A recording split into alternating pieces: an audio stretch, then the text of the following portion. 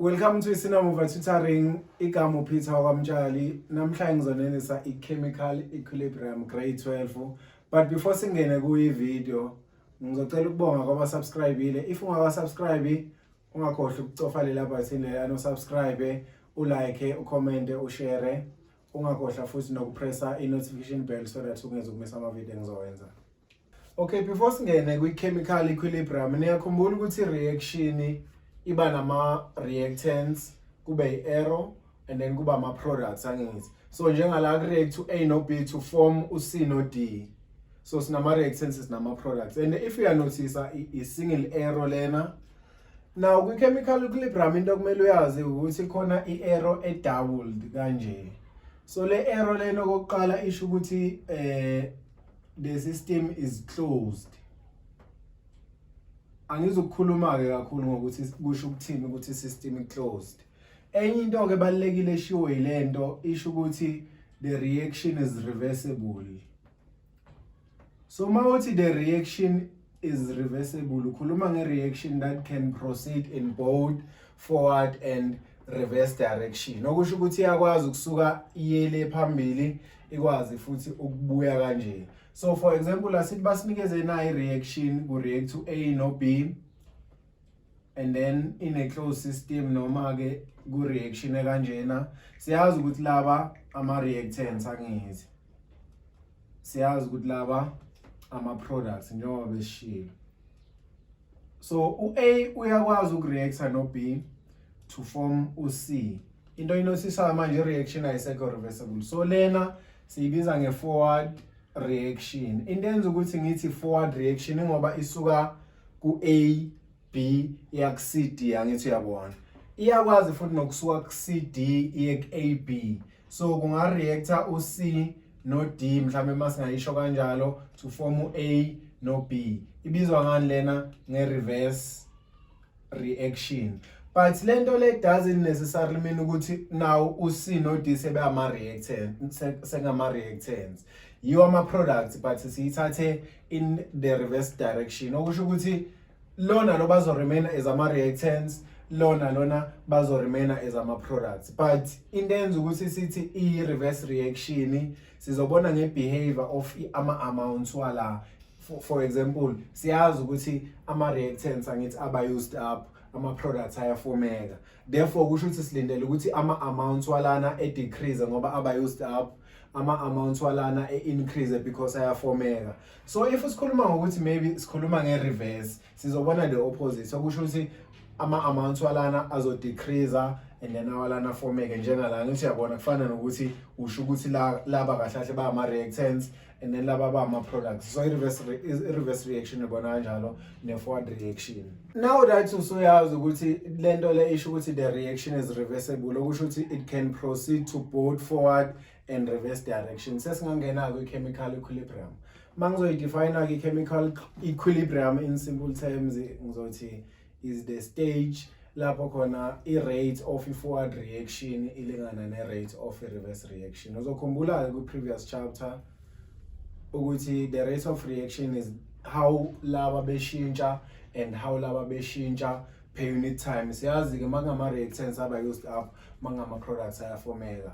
So i-rate of reaction into kanjalo. So ilapho khona ke i-rate of i-forward isilingana ne-rate of i-reverse. So kusho ukuthi kahle kahle sekungena change la sekuyinto kanje. Angazi noma niyayithola. Mawungabuka le graph lena, le graph represents i-rate of reaction versus time. So information lana represent i-graph i-rate of reaction.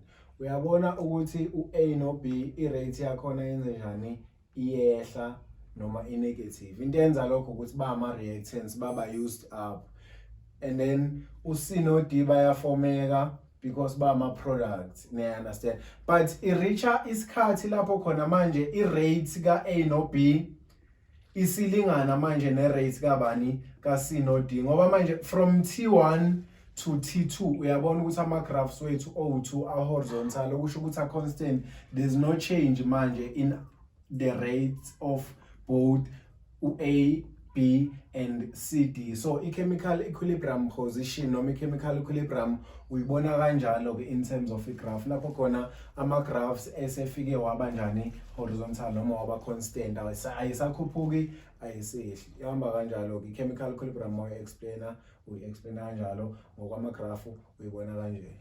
Okay, as ubona ke kulama graph noma kule graph lena represented lana ukuthi u-A no B baqale bengekho, initially bebengekho at equilibrium angithi, noma i-rate of i-forward reaction bingakabi bikho at equilibrium, ne-rate of i-reverse bingakabi bikho at equilibrium, but kufike isikhathi time t1 zase zaba at chemical equilibrium position. So once yaba at chemical equilibrium position ungayibuka njengaleli phepha leli ukuthi okay isi at equilibrium noma leli phepha li at equilibrium. Akusho kodwa ukuthi leli phepha njengoba li at equilibrium ngeke lize liphazamiseke. Kungenzeka leli phepha leli liphazamiseke just like le reaction le ingakwazi ukuphazamiseka njengoba isireachile i-chemical equilibrium position.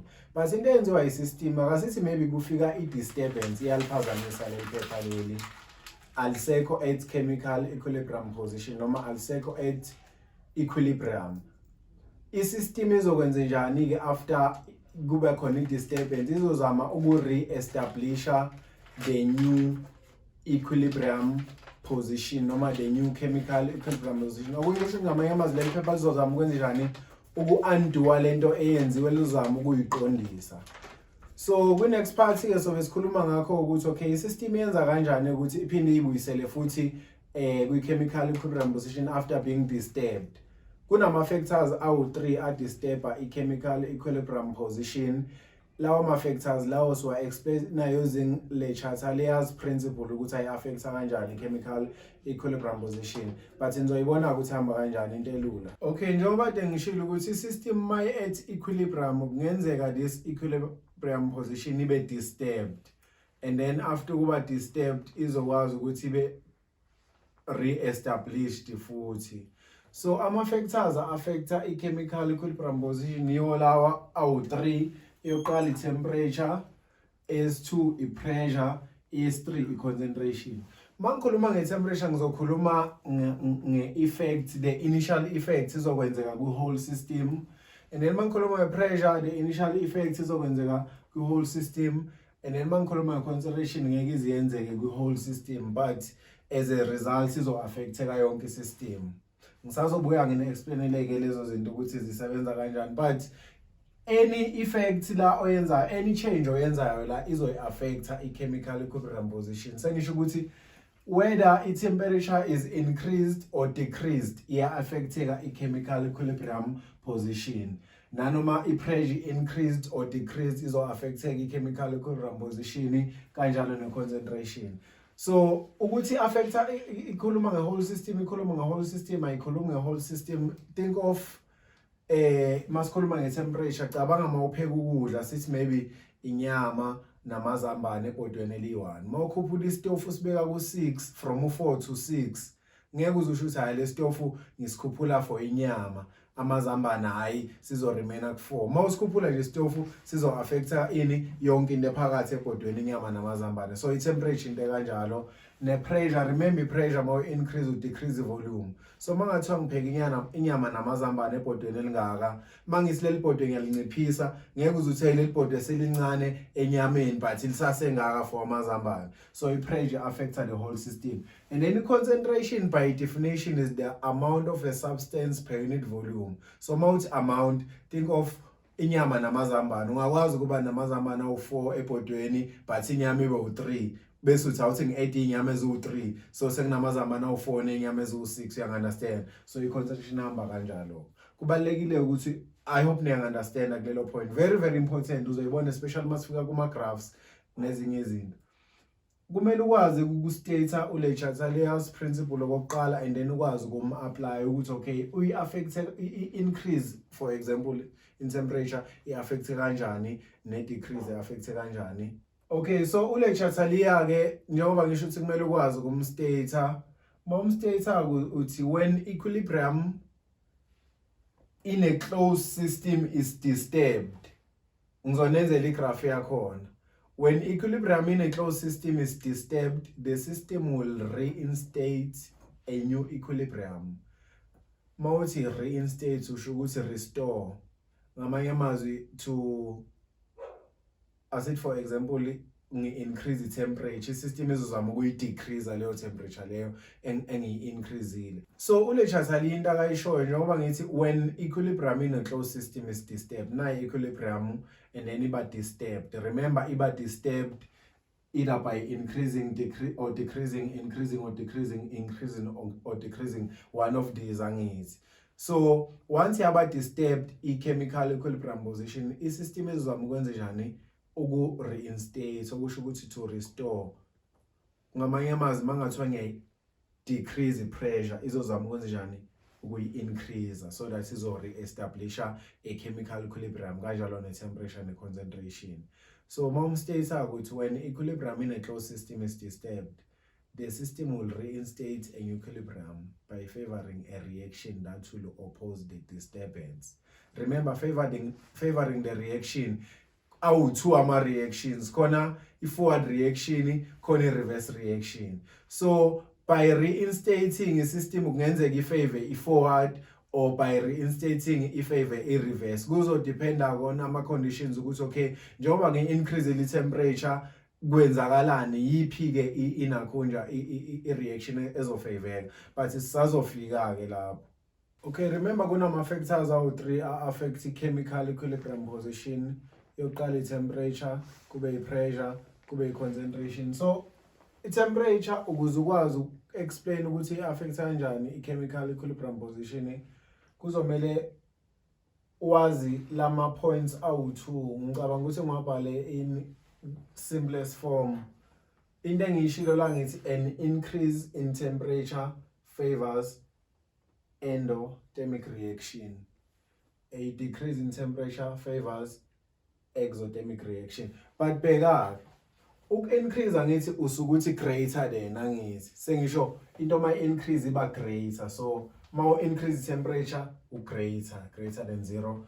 Ma decrease into uyenza ibe less. So decrease in temperature less. So delta H mase increase temperature, so thatha lo kuzofaveka lo o greater, mase decrease temperature kuzofaveka lo o less. Nanoma ngayiphi indlela ofuna ukuyibamba ngayo. Nayi kodwa i-example. So i-example bathini ke la basinikeze the reversible reaction ku react to A no B to form C, angithi uyabona.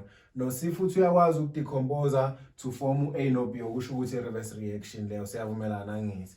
So basinikeze delta H. One thing okumele uyazi ukuthi lo delta H abasuke bekunikeze yena la delta H we forward reaction. Meaning forward reaction favors a decrease. Angithi uyabona this one decreases because less than 0. So delta H lona we forward reaction uzo favor any decrease in temperature. Uzolalela ukuthi bathini, asithi mhlambe bathi temperature is increased in this case. So about delta H, all the time delta H abakunikeze yena lana or forward reaction. Okusho ukuthi owe reverse is the opposite of lento le. Ngamanye amazwi ungakwazi ukuzobhala owe reverse la uthi delta H opposite yalento ubani greater than 0. So bathi manje the temperature is increased. Bazobuza ukuthi kuzokwenzakala nge-chemical equilibrium position. Mabe ngathanda ukusho kanjalo, bengabuza maybe ukuthi kuzokwenzakala nge-concentration ka C or ka B or ka A inoma yini. Okay. So wena uzothini ke i-conclusion nje ungayenza before even going to uLechatha liyo explain ngayo. Ba increase the temperature, u-understand wena ukuthini kuzofaveka udelta H onjani greater than 0, uphi low less than kusho ngapha. So equilibrium izo-shifta to the left kahle kahle. Already angithi ubuzobe usuyibhalile. Mawubuke nje lo usuyakwazi ukuconclude ngalo delta H wangapha. Bathini ba increase the temperature, wena wazi ukuthi mas increase the temperature favor muphi delta H lo o greater than 0, okusho ukuthi equilibrium will shift to the left. Kusho ukuthini ukuthi equilibrium shift to the left, kusho ukuthi lo i-concentration yakhona iya decrease, kusho ukuthi i-concentration yalaba iya increase. Kufana nokulo kuba ama-reactants, loko kuba ama-products kahle kahle. Okay, nayi ngi-example basinikeze ku-react to A no B i-reversible to form C no D and udelta H greater than 0 kusho ukuthi ufavor i-temperature njani ekhuphukayo noma masi increase because greater kusho ukuthi into iyakhuphuka ngithi. Alright, so sizolalela ukuthi bayenzeni i-temperature. Sithi for example okokuqala i-conclusion esingayenza about u-delta H ukuthi lo delta H abasinikeze yena kuleli side leli owe forward reaction angithi. Sesingenza i-opposite yakhe ngapha, lo delta H kuzobe kungowani, kungowe reverse. I-opposite kusho ukuthi kuzoba less than 0. Siyavumelana ngithi. So asithi mhlawumbe bathi i-temperature is increased. Usuzokhumbula increase in temperature favors u-delta H ka greater than 0 angithi. Okusho ukuthi izo-shifta to the right i-chemical equilibrium. Siyavumelana ngithi. So kusho ukuthini ukuthi i-shifta to the right? Kusho ukuthi lona lo baba used up kuba ama-reactants. Lona lo bayafomeka. Kahle ku-increase concentration yalo i-arrow eyakuye. Niyangaunderstand into engishoyo. So if i-arrow iya ngapha kusho ukuthi lona lo bayakhuphuka yiba baba favored. And then mawukuthi iya ngapha kusho ukuthi kuzokhuphuka lapha. So in this case kukhuphuke ngapha kusho ukuthi amount of A and B decreases, amount of C and D increases. Into kanjalo nje ayikho edlula leyo. Okay, must move on to i-pressure. Kumele wazi ukuthi mangi increase i-pressure ngifavor side with less number of moles noma less moles. And then mangi decrease i-pressure ngifavor iside with more number of moles. Mangikhuluma ngama number of moles angikhuluma ngama actual number of moles. Okay, ungasho ukuthi uyakhuluma about si-focus much on i-mole ratio kahle lama numbers abalance i-equation. So ngamanye amazwi if uzokhuluma nge-pressure as effect affect i-chemical equilibrium position kuzomele wazi ukuthi noma wenze sure ukuthi i-equation yakho i-balanced ngaso sonke isikhathi. So asithi nayi i-equation i-balanced. Usuyabona ukuthi okay iliphi side elina more number of moles noma iliphi side elina less number of moles. Leli side leli lina 4 moles if uchecka kahle uyabona ukuthi kuna 1 mole 3 mole 1 plus 3 is 4 and then leli side lina how many moles, lina 3 moles. So usuyabona ukuthi oh manga increase the pressure lana equilibrium will shift to the right, because when you increase the pressure you favor the side with less number of moles. Siyavumelana ngithi. Mangathiwa i-pressure lana uyayi-decrease, bathini decrease in pressure favors the side with more number of moles. Okusho ukuthi i-equilibrium izo-shifta to the left. Uyazi-ke kodwa ukuthi kusho ukuthini ukuthi equilibrium shift to the left. Kusho ukuthi lapha eya ngakhona bazokhuphuka laba noma yiba ba-favored lapha eya ngakhona i-arrow. Okusho ukuthi lona lo izoba nkulu i-concentration yabo, lona izoba ncane i-concentration yakhona. So ihamba kanjalo-ke pressure. Ngicabanga ukuthi ayikho enye example ekumele ngiyenze pressure. Into eqondile nje, if you increase the pressure kuzofavor iside with less number of moles, if you decrease kuzofavor iside with more number of moles. Kuthi iyaphambana, more increase favor less, more decrease favor more with pressure. If uzokhumbula kahle nge-concentration yakhumbula ngithe i-pressure ne-temperature as a system yonke, and then i-concentration yona iyakwazi uku-affecta lo nalo noma lo noma lo. Angithi ayikhumbula leyo nto leyo. So uzwile kwi-temperature ngivele ngathi nje the temperature is increased or the temperature is decreased. Nakwi-pressure the pressure is increased, the pressure is decreased. Kwi-concentration kuzomele kube specific ukuthi angeke uzuthi the concentration of the whole system is increased or decreased. Kuzomele ukuthi the concentration of A or B, concentration of C or D. Niyangaunderstand? So into abazoyenza bazothini mhlambe concentration of A was increased. Bebuza ukuthi kuzokwenzakalani nge-chemical equilibrium position if usi increase the concentration ka A. Buka, remember system counteracts the effects of stress. Okusho ukuthi njengoba si-increase nje i-concentration ka A, i-system izozama ukwenza njani ukuyi-decrease. But i-system ayifani-ke nathi ukuthi thina masenze i-effect on A sikwazi ukuyenza on A kuphela. I-system mayiseyenza uku-reinstator ikwazi uku-reinstator the whole system so that izo-re-establisha i-chemical equilibrium. So buka, but thina increase thina increase i-concentration, isystem izozama ukuyidecrease le concentration. Isystem mayizama ukudecrease le concentration le automatically ne concentration ka B izodecrease. So makudecrease i-concentration ka A ne ka B kusho ukuthini ngo A no B kusho ukuthi bayini bama reactants. Therefore kusho ukuthi u-C no D baba favor the concentration ka C no D izo increase as a result. Niya understand? Na enye example asithi ba increase i-concentration ka B la. Mabe increase i-concentration ka B isystem izozama ukuyidecrease. Isystem may decrease i-concentration ka B automatically neka A izo decrease. Mak decrease i-concentration ka A no B kusho ukuthi ba ama reactants u A no B therefore izo shifta to the right. Okusho ukuthi as a result i-concentration ka C and D izo increase. Na enye example masizama uku-increase i-concentration ka C if thina increase i-concentration ka C isystem izozama ukuyi-decrease.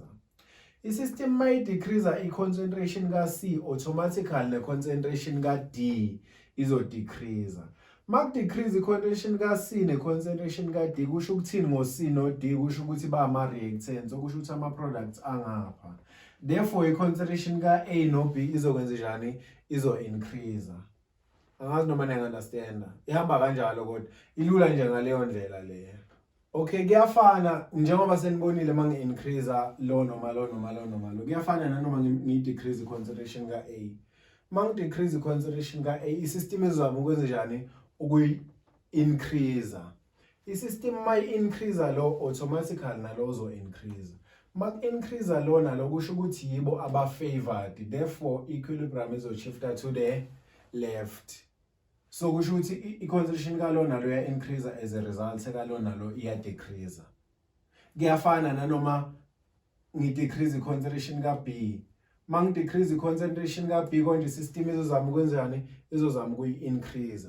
I-system may increase lo automatically nalo zo increase. Uma be increase abo u2 kusho ukuthini ngabo ba ama products noma ba favored kusho ukuthi izo shifta to the left. Therefore lona lo baya decrease lona lo ya increase hamba kanjalo. Nanoma ngifika lana ke same thing kuzo depend ukuthi I shifta to what direction. Okay masinga analyze le graph lena lona usuka from I rate x0 and then I increase and then lona usuka from I rate at maximum decrease. So ama dotted lines are forward reaction.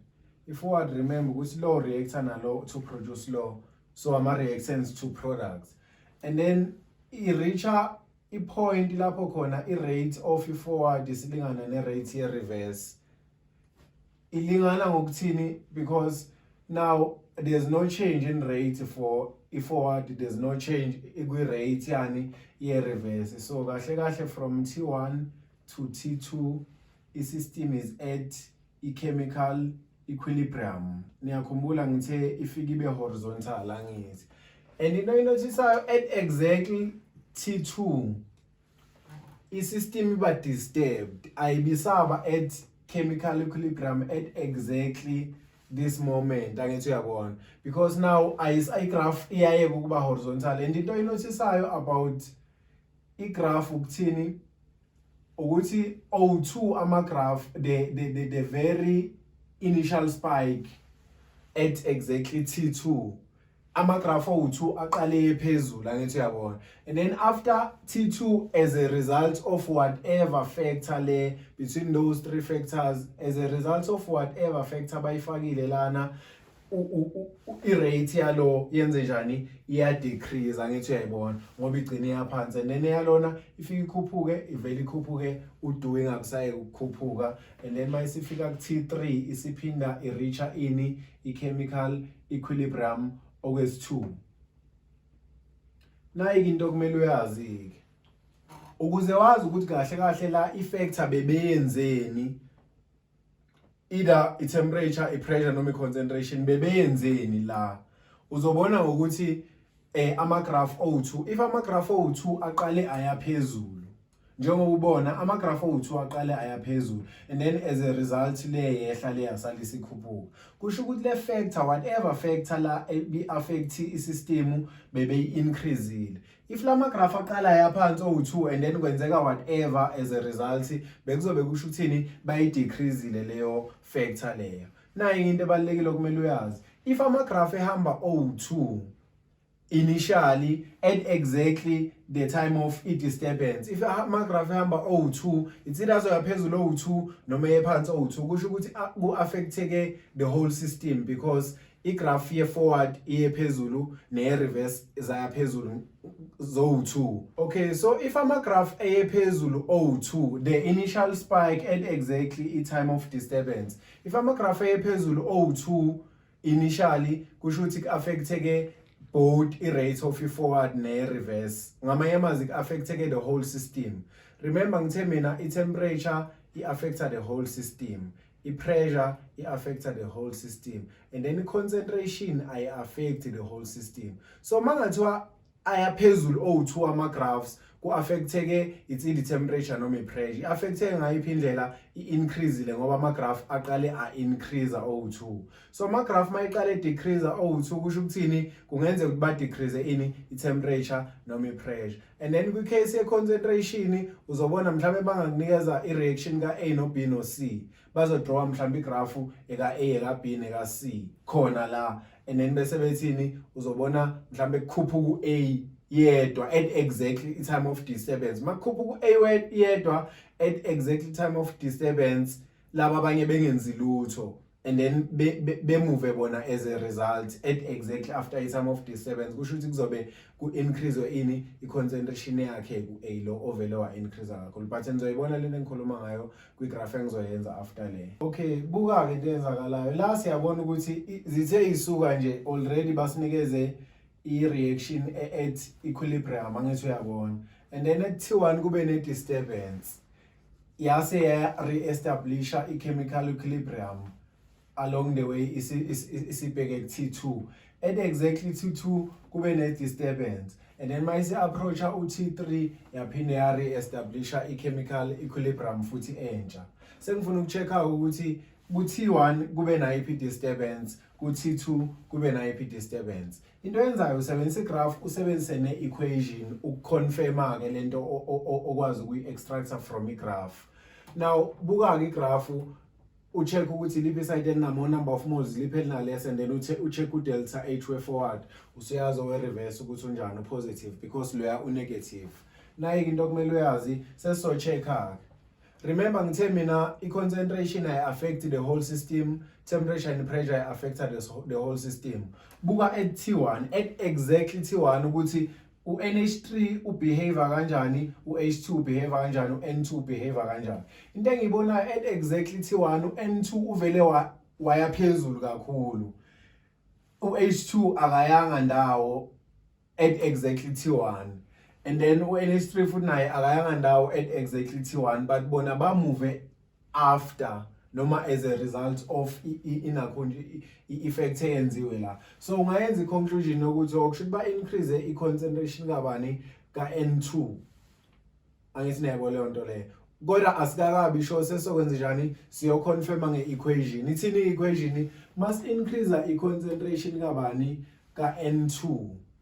I-system izokwenzani? Izozama ukuyi-decrease le concentration le. Sesiya-check-a ukuthi yenzile leyo nto i-system, nayo i-system yayi-decrease. Niyakubona ngilokho. Sithi thina maku-decrease lo automatically nalo zo-decrease. Sesiyomcheck ukuthi u-decrease leni, yes u-decreasile. Sithini thina maku-decrease lo nalo kusho ukuthini ngalaba bama-reactants, kusho ukuthi izo-shifta to the right chemical equilibrium. So mayi-shifta to the right kusho ukuthi lo nalo baya-decrease, nawo ya-decrease, nawo ya-decrease, lo uya-increase, now NH2 uya-increase. Kusho ukuthi siqinisile ukuthi vele ba-increase ini concentration ka-N2. Okay, must move on to u-T2. Yini esiyinotisayo ku-T2? At exactly T2 ngibona mina i-amount ka-N2 iya-decrease, i-amount ka-NH3 iya-decrease, i-amount ka-H2 iya-decrease. Kusho ukuthini-ke lapho? Kusho ukuthi kahle kahle le factor le i-affecte the whole system. I-affecte ngayiphi indlela bayi-decreasile because wonke amagraph aqala enze njani eye phansi, angithi uyabona. Ngoba le siyayibona iqale eya phansi but as a result ikhuphukile. Le iqale eya phansi as a result yasala isiqhubeka eya phansi. Le iqale eya phansi as a result yakhuphuka. Sesifuna ukucheck-ke sesiyazi ukuthi it's either ba decrease i-pressure noma i-temperature because yizo zo-2 affecta the whole system angithi. Asiqaleni sithi-ke ba decrease i-pressure. So masithi ba decrease i-pressure, remember decrease in pressure favors the side with more number of moles. Liphi side elinamo? Nali side elinamo. So kumele u-N2 increase, now N2 u-increaseile. U-H2 kumele enze njani? Increase naye ngoba kufavor ngeside lakhe. Uphu H2, now H2 u-increaseile, therefore i-pressure. Asicheckeni kodwa senze sure ukuthi ne-temperature siyayi-check-a ukuze sizobona ukuthi siqinisile nge-pressure. Sithatha ukuthi bayi-decreasile i-temperature but sesenzile i-conclusion, sengifuna ukwenza sure. Mabe decrease i-temperature bekuzokwenzelani? Bekuzofaveka ini exothermic reaction angithi. So ibizo-shifta to the chemical equilibrium izo-shifta to the right. So silindele ukumbona lo increase u-NH3. U-increaseile no-NH3? No. So i-pressure hamba kanjalo. Khona into ebizwa ngokuthi i-equilibrium constant. Equilibrium constant u-Kc. Uyacalculate u-Kc, yile formula leli lokucalculate u-Kc. Kc equals i-concentration of products divided by i-concentration of reactants. Although khona izinto engidinga ukuthi ngiyikhulume la, but usebenzisa i-table noma usebenzisa ama-calculations-ke nje ajwayelekile we-stoichiometry ucalculate u-Kc. I-table lakhona ulenza kanje, ubhala u-rice ukuze ukhumbule ukuthi ulibhala kanjani. Ubhala u-rice ono-C ekugcineni. Uthi u-rice and then u-C. U-R lona mole ratio. Kusho ukuthi u-ratio, kahle kahle mole ratio. U-I initial, okusho ukuthi initial mole. U-C u-change, okusho ukuthi change in mole. U-E u-equilibrium, okusho ukuthi mole at equilibrium. And then u-C u-concentration, okusho ukuthi concentration at equilibrium.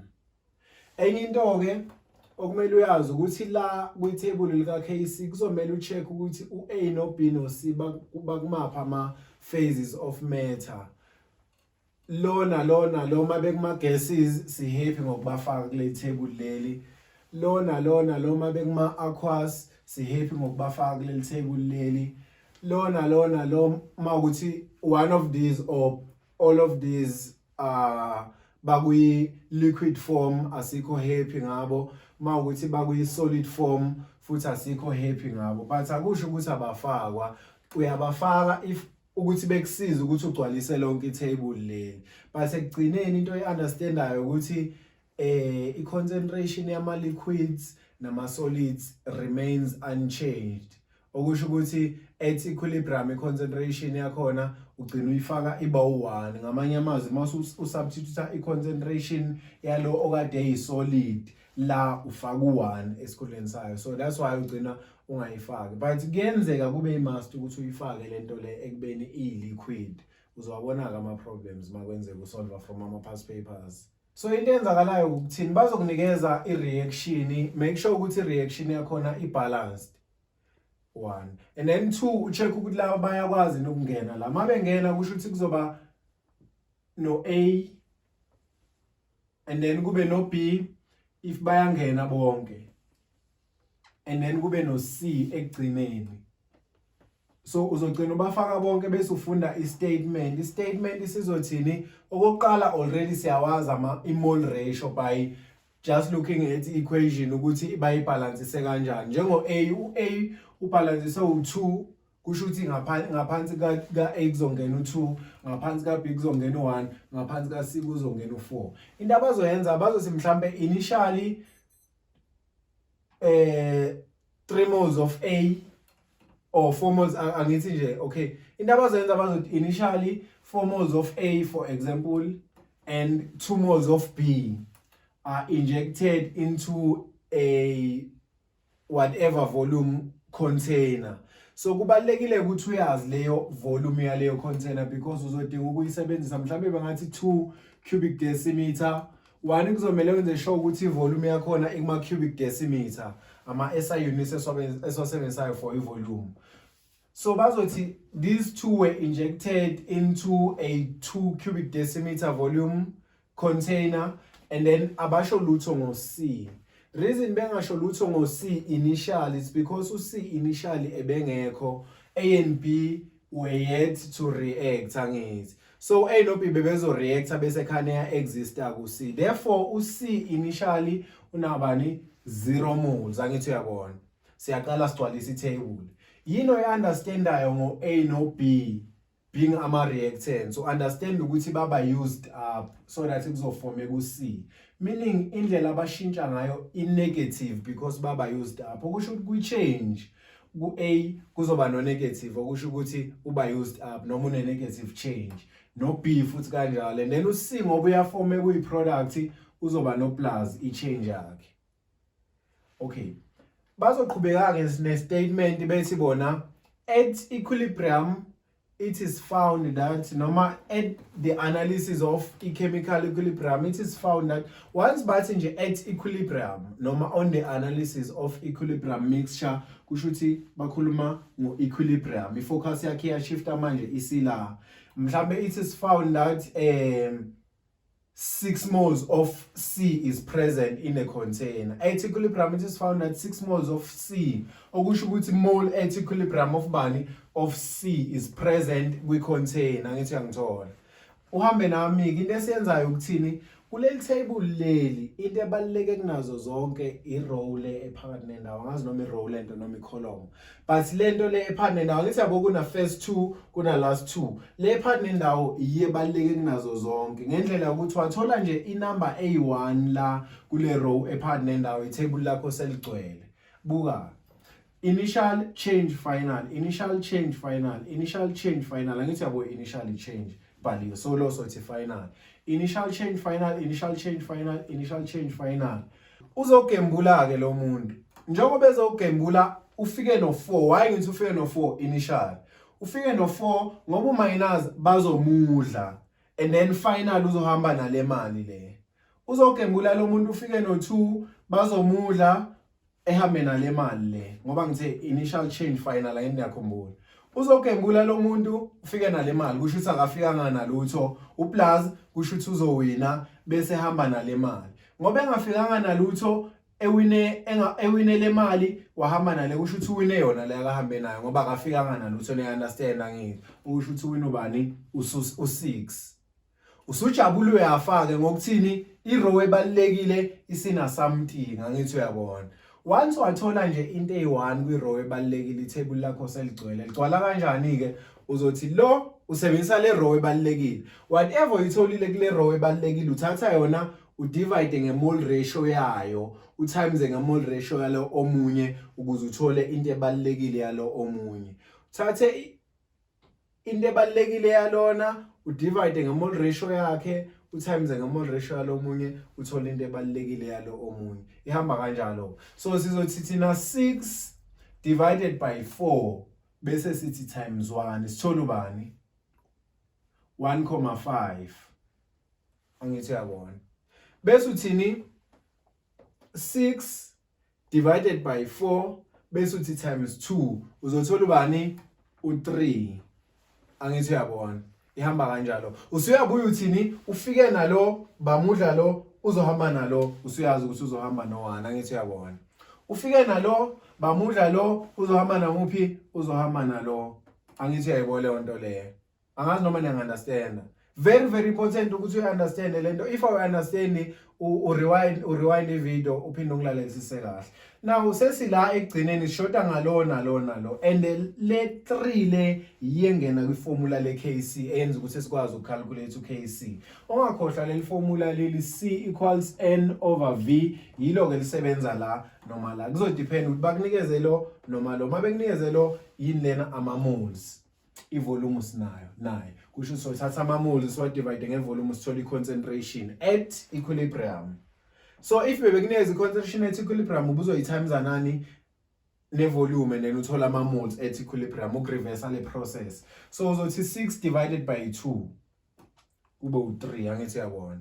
Okay, uthi 0.5 divided by 2 uthola 0.25 and then uthini 1 divided by 2 uthola ubani u0.5 usuhappy ke nazi izinto lezi zo3 ize izongena kwi-KC expression ngizonibonisa ukuthi ibhala kanjani i-KC expression and then ufake ke uthole i-KC value yakho. Uyakhumbula ukuthi itable lethu siligcwalisile sagcina sithola ama concentration at equilibrium of A u B u C.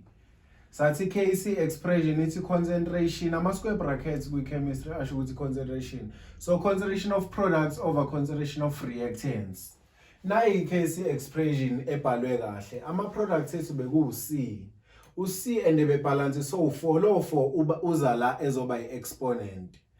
Okusho ukuthi concentration of products oku C over concentration of reactants. Ama reactants beku A no B uya times ke la awu 8. But u-A ebebalance so u2 kuzomela u2 ebe khona as i-exponent, u-B ebebalance so 1 u1 ukhona noma singambhalanga. So into ozoyenza kusuzothini wenza substitution, u-C beku3 exponent 4 and then u-A bekubani 0.5 exponent bani 2 and then u-B bekubani beku 0.25 exponent bani exponent 1 and then uthole i-KC value yakho and u-KC wakho awunawo ama units. Into yenza ukuthi u-KC ungabi nama units ngoba kusuke kuyi concentration, remember mole per cubic decimeter over concentration mole per cubic decimeter. So lama units wangaphezulu nama units wangaphansi ayakhanseleka. I reason ukuthi because KC is the ratio of concentrations okusho ukuthi ayinawo kama units kanjalo. Uzopressa ke calculator lana uthole ke answer oyitholayo as uKC wakho. Okay.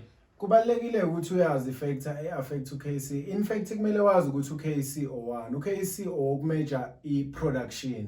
So uma ukuthi mhlawumbe icompany producer something ba checka iKC value ukuthi okay siproduce kakhulu noma siproduce kancane. I-value ye-KC may greater than 1 kusho ukuthi i-high yield noma i-high production and then i-KC value may less than 1 kusho ukuthi i-low yield. Into kumele uyi-understand leyo. There's only one factor ke affecta i-value ye-KC and leyo factor i-temperature. Ungadidiseki kuyenzeka nididiseke isikhathi esiningi futhi nakhona bekunikeze mhlawumbe ifactor njenge pressure noma njenge concentration uthola ukuthi kuzofaveka i-forward reaction bese uthi wena kusho ukuthi kuzo increase ama products therefore i-KC value izo affecteka usukhohle ukuthi the only thing affect i-value ye-KC i-temperature ngazi noma ninga-understand and with temperature kumele ukhumbuze ukuthi uma u-increase i-temperature kuzofaveka ini endothermic reaction ma decrease temperature kufaveka ini exothermic reaction. So asikunayi i-scenario ke bathini ke la ba decrease temperature for example babuza ukuthi kuzokwenzakalani ke nge-KC value.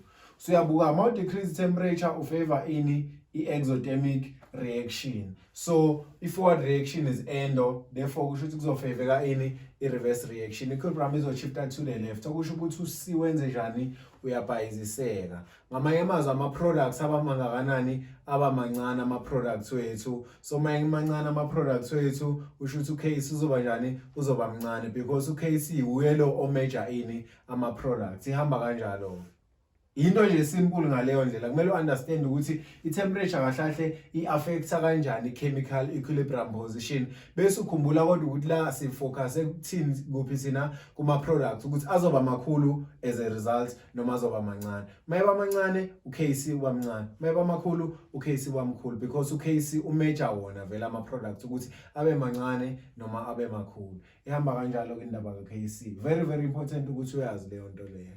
Okay, kuzokwenzeka uhlangane nescenario ekanje scenario nje ekahle bakunikeze igraph ye temperature versus uKC. Uyabona ke if we analyze ngendlela ejwayelekile u0 ula for both ama x nama y. So masiya le siya increase temperature increase. So siyabona ku graph ukuthi temperature increase and as the temperature increase uKC kwenzakalani ngaye from 0 ya increase now. So bangabuza ukuthi is the reaction exothermic or endothermic. Mabebuza kanjalo babuza ukuthi kahle is the forward reaction exothermic or endothermic. Uzobona kanjani wena ukuthi endothermic noma exothermic? Buka ku increase temperature siyabona vele and uKc uya increase. Increase ka Kc implies more products angithi. So masithi more products kusho ukuthi kufavor ke ini i-forward reaction and bekwenzakalani kwi-scenario increase temperature. So increase temperature kukhuluma ngani nge-endothermic reaction because increase in temperature favors endothermic, therefore i-forward reaction izoba i-endothermic reaction. Kuyenzeka ke bekunikeze le graph lena ihamba kanje. So mayihamba kanjena uyanotice ukuthi from lana ukuya lena uKc as the temperature increase uKc uzobe wehla if ime kanje i-opposite yalento le. Angazi noma niyayibona. So mangathiwa mhlambe ngiyakwenzela lento engikhuluma ngayo kungaba into kanje. Angithi uyayibona. So i-temperature iya increase ngoba from 0 kuyiwa le. But uKc wenze njani? Uya decrease. So njengoba decrease uKc kusho ukuthi increase temperature akumfavor uKc, kusho ukuthi kufavor i-reverse. Therefore i-forward reaction is not endothermic but exothermic. Ihamba kanjalo. Kusekugcineni ke ngicabanga usengikhulume ngayo yonke into ebengidinga ukukhuluma ngayo. Ningamind ukuthi angikhulumanga ngo-X kwi-table ka-Kc. U-X akuyona i-physical science noma i-chemistry, sekuyi-maths nje leyo ukuthi bekunikeze unknown and then ube no-Kc kumele ucalculate leyo unknown leyo. Ngiyabonga ukubukela i-video. If awaka-subscribe, make sure ukuthi uyasubscribe, and then if unombuzo ungakwazi ukuthi ungithinte ku-Facebook noma if uyakwazi ukungithinta futhi ungangithinta na ku-WhatsApp or ushiye comment down below kuma comments ngizophendula.